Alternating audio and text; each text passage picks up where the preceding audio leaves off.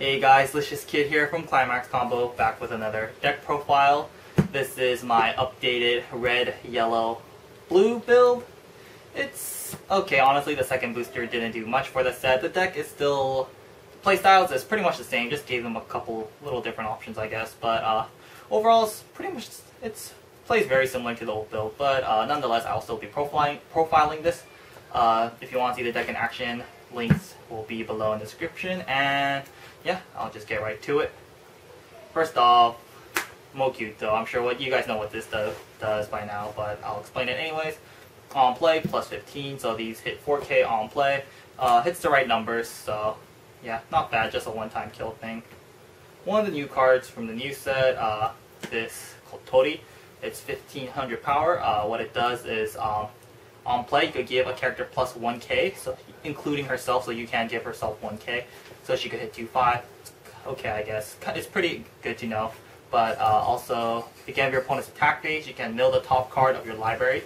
If that card you milled is a level 0 or lower, you can move her to the front, to an open slot in the front row. So she is a runner. That is the terminology used for cards like this. So yeah, she is a runner. If this set does come out in America, I think it will be the only runner. No, never mind. Kill la Kill has their pseudo runner, but still, it is a level 0 runner. It is more restricted than the other runners and other sets like Shin-Chan, Symphogear. Those rewrite, those run conditions are really easy, but at least, you know, Love Live got one. It's okay. It's not the greatest card, but and you shouldn't really be expecting to hit this the run. If you do, it's good. If not, oh well, not too bad. Also keep in mind, it's still a mill 1, so even if you have like a full field, you can activate her effect to just mill the top part of your library. And you know, even if you hit it, then it doesn't matter, she can't run anyways, but you know, it's still another card off the top of your library, meaning 1 less damage, assuming it is not a climax, so a good thing to keep in mind. So overall this Kotori is pretty nice for the plus 1k power and the running every now and then, and the mill 1, so overall I do like this Kotori. Enough about her. Up next is 00 Umi, 1500 power, level 0 Suicider, and you can pay 1 to send opponent's front row a level 0 front row character on your opponent's side of the field to the waiting room. It's okay, just a nice way to, it pretty much guarantees you pay out climaxes at level 0 with this, and I guess it can help you situationally at times, but you really shouldn't be like spamming it, because she could just kill any level 0 herself.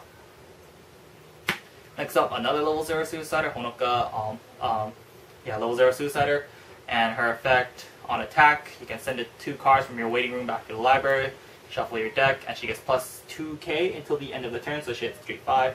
Honestly, I only really use this effect when I'm at 1 card left in deck. Use her effect, send 2 cards from my waiting room back to the deck.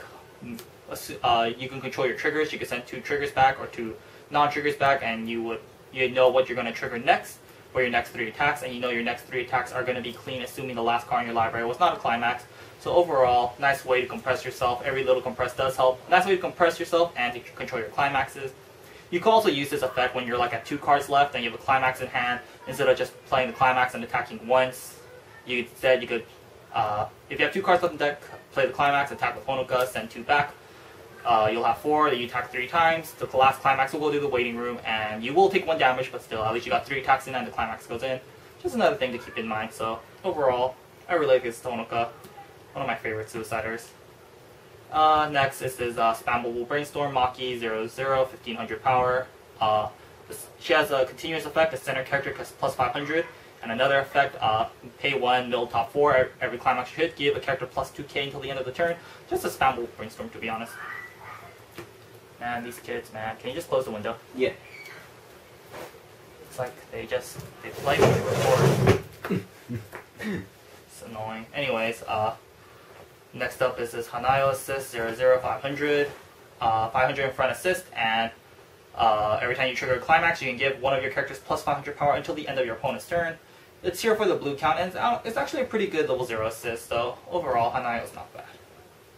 And more Hanayos, 0015. Just wait here just in case. 0015. It's generic. Pay 1, discard a card. Search your deck for a library, or search your deck for a music character, add it to your hand. The entire deck is music, so pay 1, discard, search for a character. They already have a card like this in yellow and in green, but now they have one for blue, and it helps add to my blue count. So overall, yeah, this is why I chose the Hanayo Searcher over the others, because it helps my blue count, because right now I only have 7 blue level zeros, and yeah, that's all my level zeros. That's 3, 5, 7, 10, 11, 12, 13, 14, 15, 16, 16 level zeros. Whoa. On to level 1, you gotta have the staple for Eddie's 500 per music characters on the field. If you have a full field before assist, she hits 6-5. Very important. Next up, one Umi, 3K. 500 global assists for music characters, and pay 1, tap 2, middle top 4. Every climax you hit, you can just search for a music character, add it to your hand. Also very important to the deck. Next up, this 00, or what am I saying? 1 Kotori, 3K. She climax combos with Blind Stock 1 Soul from the first set. I don't run it, so I'm not going to bother mentioning it. But she is a level 1 or lower suicider, so that is her main purpose, just a level 1 suicider. Next up, we have these Umis from the new set. Yes, the one is signed. If you have 3 or more music characters, she gets Clock Encore. No, if you have 3 or more music characters, she gets plus 1k, so she'll hit 117k. And she has Clock Encore. The Clock Encore, you don't need 3 characters to achieve the Clock Encore, which is what I like about this card. So yeah, essentially she's just a 117k with Clock Encore. Next up, we have this Nico. This is a fairly interesting card. First of all, it's costless 1k backup. It's only 1k because it has another effect. When you use this backup, you can pay 2. If you do choose an opponent's character that's higher than the opponent's level, you send it to the waiting room, and then you choose a level 0 from their waiting room and put that card to replace it. So this Nico is essentially anti-change, and it's at level 1. That's what makes it interesting. So anti-change, essentially, if your opponent is playing a changer from like a level 1 to 2 change, like Vivid Red or Rewrite, or even Love Live itself, then you can just use this and kill off their changer. A lot of times they spend a lot of resources to get the change early, like paying 2 or 3 and discarding card, etc., etc. It works on level 2 to 3 changers as well. A lot of decks run level 2 to 3 changers, so overall this card can be is pretty matchup specific, because if the opponent doesn't run any change, then this card is essentially just a 1k backup, which is okay. It's not bad. It's situationally good, and yeah, do keep in mind your opponent does get a 4th attack in if they play around this card properly. But yeah, overall this Nico is still interesting. I haven't played test this Nico too much, but it's still here. I think it's a nice one of, and yeah, at worst it's a 1k backup. At best, it can help you gain some advantage over your opponent. And lastly, just one Smile event backup, just 1/135 backup. And that's all my level 1s. That's 4, 7, 10, 11, 12, 13, 14, 14 level 1s. That's quite a lot of level 1s. Well, next up, level 2s. Fairly short because I'm running blue, but 2/1, 8k. It gets 500 power per rested character on your field, so if your entire front row and back row is rested, it'll be a 2/1, 10k before assist, which is pretty solid. And next up, Hanayo level assist. It's a level assist in front, and when you trigger a climax, you can give one of your characters plus 1 soul until the end of the turn. Pretty good. I really like this level assist. It can help you push for extra damage and go for precise damage at the end of the game. So overall, Hanayo wins me a lot of games. Lastly, just one of these 2/1 memes. It's from the new set. It's 2/5 backup, but when you use this backup, you can reveal the top card of your deck. If that card is a music character, you can give the battling character plus 1k, so it can be a 3/5 backup, but yeah, it's a 1/125 backup. At best, it'll be a 1 cost 3/5 backup. So overall, this meme is okay. It's just conditional 3/5 backup. Works out most of the time. And that's only 4 level 2s, because as you know, in blue, we run the Makis level 3, 3/2, 9k. If you have 6 or more climaxes in your waiting room, she gets -1 level, so she is essentially my level 2 game. And she can come out at level 2, and you should be playing her as a level 2, but anyways, yeah, so she gets -1 level if you have 6 or more climaxes in your waiting room. On play, you can draw 2, discard a card, and she gets 500 per music character on the field, so if you have a full field before assist, she's 3/2, 11k, which is pretty good at level 2. And she pluses you in hand size. And it's fairly easy to get her out. Next up, we have the new level 3s from the new extra booster, 3/2, 10k. This card, ClimaxCombo with the 2k1 from the new extra booster. First, I'll just Okay, so first of all, this card heals. Second of all, on play, you must rest one of your music characters. And her last effect is the combo with the 2k1 itself. If you have the 2k1 out, or when she reverses an opponent's character in battle, and you have the 2k1 out, you can pay 2, clock yourself 1 damage. If you do, put her back to stand. So she is essentially a double attacker, and she is pretty solid.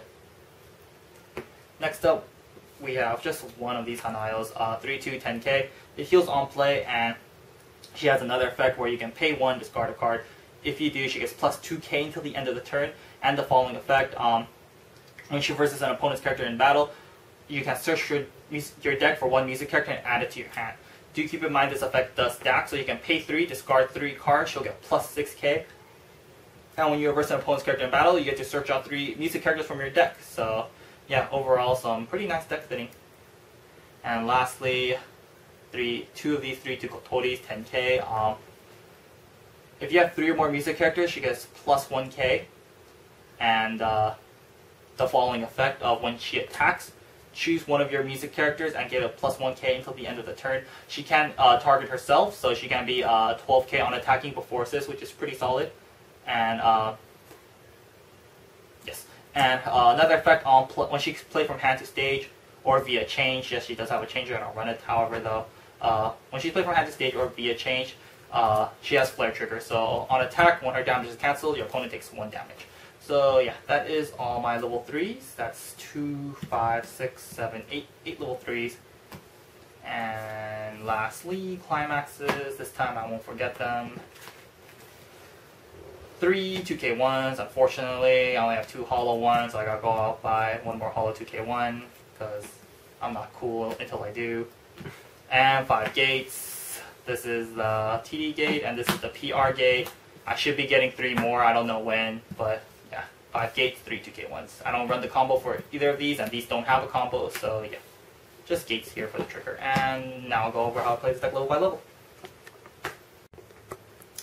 Alright, game plan is the same as the old build because, you know, essentially it is still red, yellow, blue, but I'll still be going over it. So, I guess if you're going first, your ideal first turn is getting off this Kotori and probably a 5-gen in front assist, or just a Kotori by itself is pretty good because you can attack, and then when your opponent goes, hopefully you can run. Usually it works out most of the time. I've been having pretty good luck with the Kotori. So yeah, your optimal first turn is the Kotori. So you can start running, and every time the run is successful, you get, you do plus because, when you effectively run, you take a direct hit, so that way you can hit level 1 faster. You keep a character alive, so that way that's 1 extra attack, meaning 1 extra stock, and more damage, and you get to keep a hand size. So overall, every time you successfully run, it's really good. Just, don't get too mad if it doesn't work, because you honestly shouldn't be expecting it to work too much. If it works out, great. If not, bummer. Get over it. Next up, if you can't kill them, of course Kotori can't kill anything because she's only 15, 2k. On play, she's 2-5. Play Mokyuto, 4k, 4-5. Play Suiciders. Use the combination of these 2 to kill shit.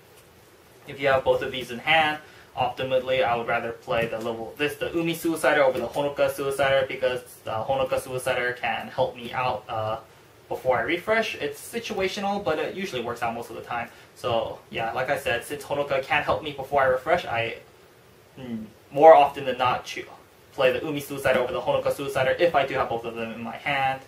And yeah, that's how you play level 0. Hopefully, get the runner out, get a couple successful runs, kill stuff with a combination of these 3. And on to level 1. Level 1, you definitely want to get an Umi out. The 500 global is very key to the deck, and the brainstorm does really help the deck out a lot. Can I see everything just fine, by the way? Yeah. Okay, You're cool. good. And of course, Eddies, if you have a full field, before assist, they are 7-5 usually most of the time. With if you have 2 assists in the back, usually they're 7-5 before assists, which is really good for a costless level 1. Hitting 7-5 is pretty good. It demands respect, and it makes your opponent. Usually, it forces your opponent to put more effort on killing these, and it gives you a very nice way to apply pressure for costless. So this is why these two cards are so important to the deck, because it really makes your level 1 very good. Yeah, just these two alone make the deck very good. If you can't kill them because they do only hit 7.5 power most of the time, you still have the level 1 Suicider to get kill stuff, that are 8k. That are anything above 7.5, you should probably use the level 1 Suicider to get over. And lastly, you still have the 1/1 Umi from the second extra booster. It has Clock Encore. It only hits 8k. It only hits 8k like this, which is not that strong, but honestly, the Clock Encore is there just to help you keep hand size, and yeah, just a nice way to keep your hand size and maintain stock.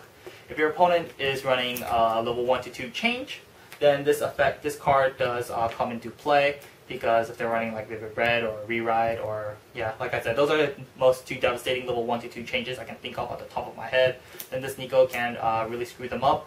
Your opponent probably is going to play it right and attack with their changer first. You play this. They do get an extra attack in, however, if you do get one of this off successfully, it usually ruins their level 1 game plan. They can play another one next turn, however, it does slow them a lot and it does cost them a lot of resources. So overall, this Nico is pretty good. However, if you're not playing against anything, then it's just a 1k backup, which is not that great, but oh well, it can't be that good. And it does work. This does help you out at level 2 as well. But anyways, that's level 1. Just try to apply pressure with your eddies. Can't kill them. Kill them with Kotori. Can't kill anything. Play Umi and hope for the best and keep clocking yourself. And yeah, that's all there is for level 1. Level 2, play one of these up, play the level assist, and try to get out Maki. If you get getting out Maki, if you have a field setup like this, she's 13k before assist, or she's 13. What am I talking about? She's 13k after assist, which is really good and pretty difficult for your opponent to get over. She does plus you because she draws 2, ditch 1 on play.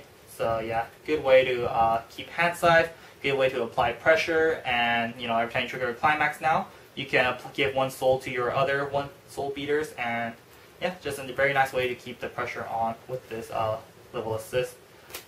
If all else fails, let's say you just get a bad run, trigger too many climaxes, you're forced to brainstorm far too much, or a lot of things can go wrong. Sometimes it doesn't always happen.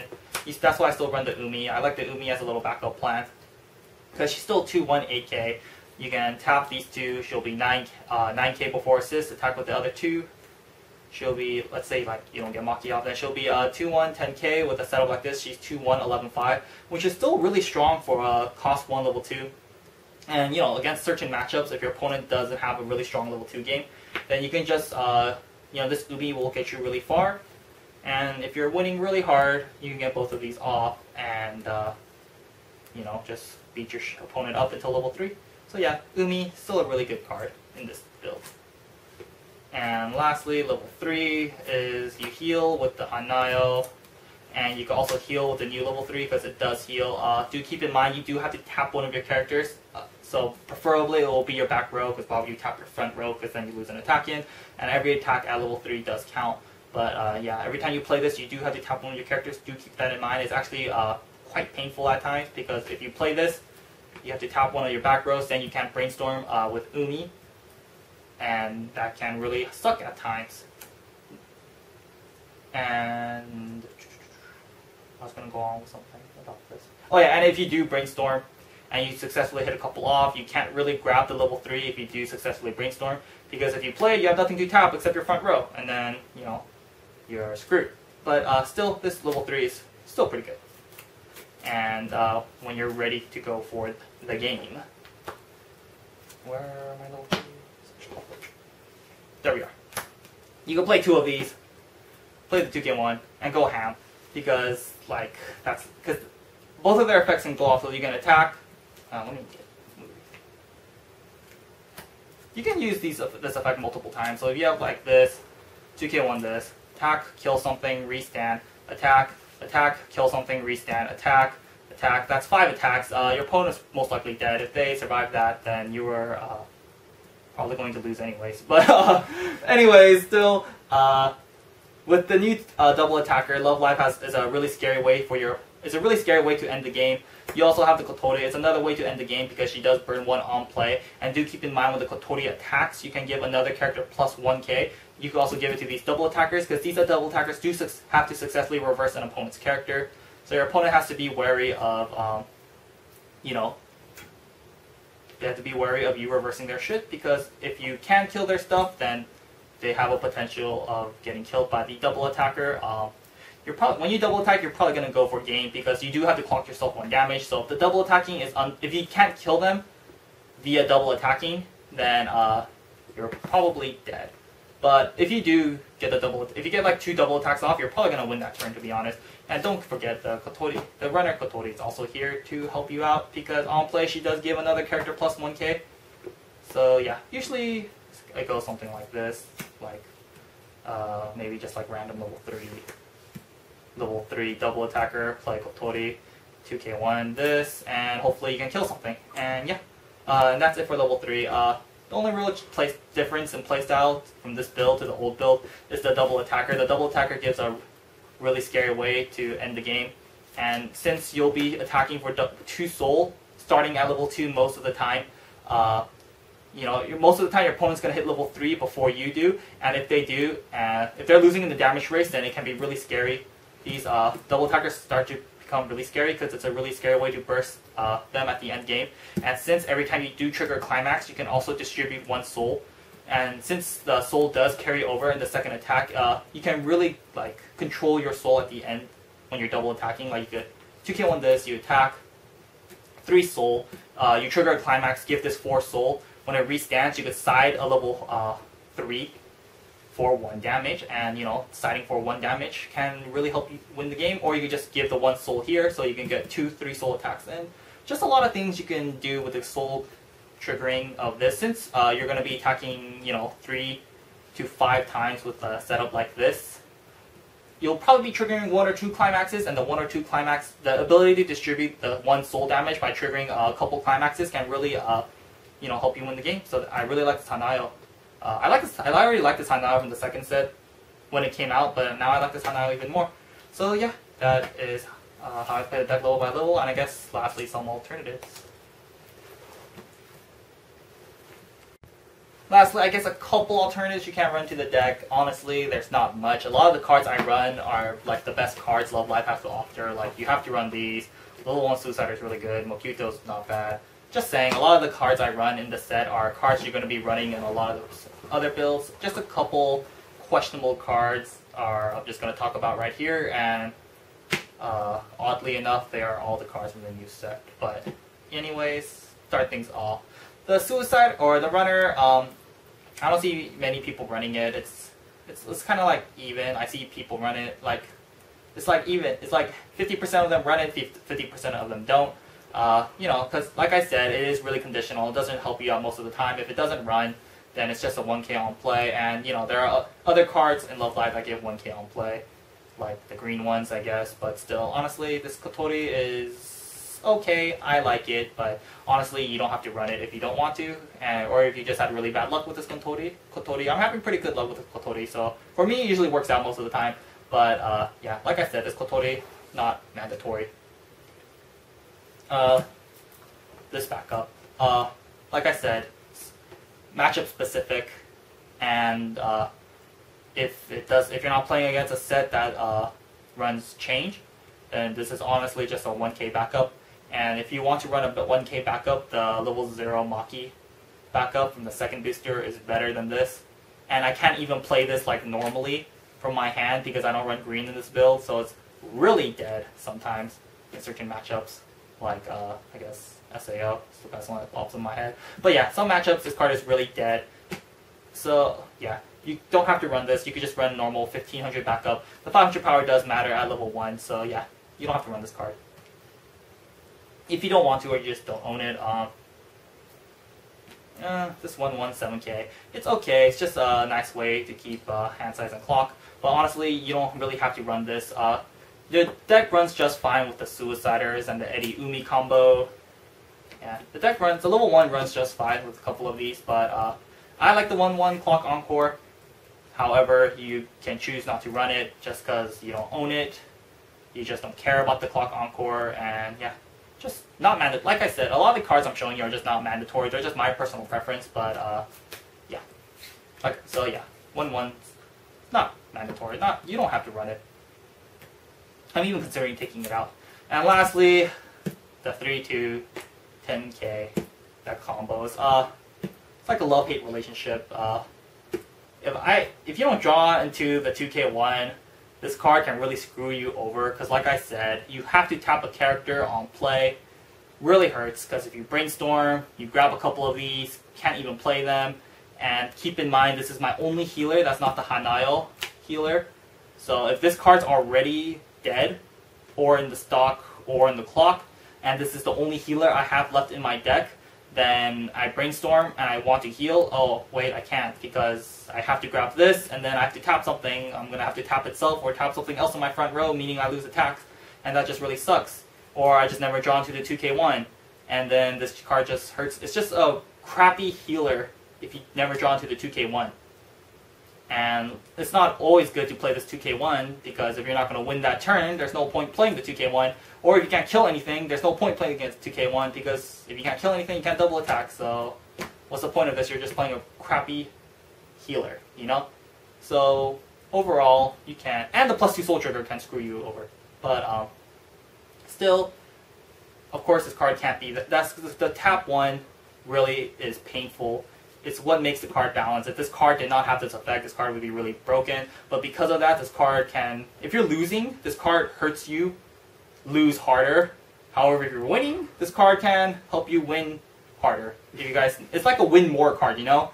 That's the best way I can describe it. So it's kind of awkward how to explain it, but still, to get around this, you can run more healers, you can run more Hanayos, you can even still run the Umis from the first extra booster. You can even run the 3/2 Eddie level 3 healer from the second booster. You can add more healers. I might drop the count on the double attackers to 2. That way, you know, it's more consistent. But yeah, or I might just even take this card out completely. Who knows? It's a really fun card. I really like this card, but you know, at times I just wish I never ran it. Probably the deck would be like more consistent if I didn't run it. However, I don't know. Like I said, it's awkward. This card is really good at times and can be really bad at times. So you guys can run it yourself, see how you like it. I'm gonna keep trying it. I'm considering taking it out, but we'll just have to see. And yeah, that's all I really have for this video. Love Live has a lot of options now on level 3s. The level 1's pretty vanilla, but still. The second extra booster honestly didn't do that much to the set. A lot of decks I see don't even run any cards from the second extra booster, or from the extra booster, which totally makes sense, because they're just okay at best. They're just interesting. They don't change how the deck plays whatsoever, except the level 3. But like I said, the level 3 can help you either lose or can either help you win. But yeah, that is all I have for this video. I will probably be making my red green yellow deck right now, and then hopefully I'll be able to show you guys that in the next week or two. So yeah, if you have any questions or comments, please leave them below. Like always, I love reading them. And until next time.